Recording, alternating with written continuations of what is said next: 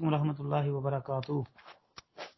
جی محترم بھائی نے یہ ایک روایت سینڈ کی ہے جی کہ ہنش کہتے ہیں کہ میں نے علی رضی اللہ کو 2 مینڈے قربان کرتے دیکھا، یعنی 2 مینڈوں کی قربانی انہوں نے کی۔ اس حوالے سے جو علی رضی اللہ کہتے ہیں ایک اپنی طرف سے ایک اللہ کے نبی کی طرف سے یہ وصیت والا معاملہ جو ہے یہ ابو داؤد ترمذی کا حوالہ دیا جی۔ ترمذی میں یہ روایت موجود ہے اسی نمبر پر 1495، لیکن روایت ثابت نہیں ہے۔ اس میں بھائی ایک تو بڑی علت یہ ہے کہ ایک مجہور راوی ہے، اس لیے یہ روایت ثابت ہی نہیں ہے۔ بنیادی مرکزی بات یہی ہے کہ ابو الحسنہ مجہول ہے، اس لیے روایت ثابت نہیں ہے۔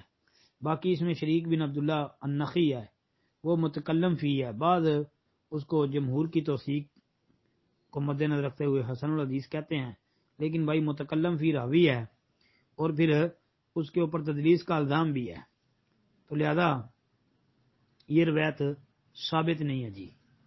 السلام علیکم ورحمۃ اللہ۔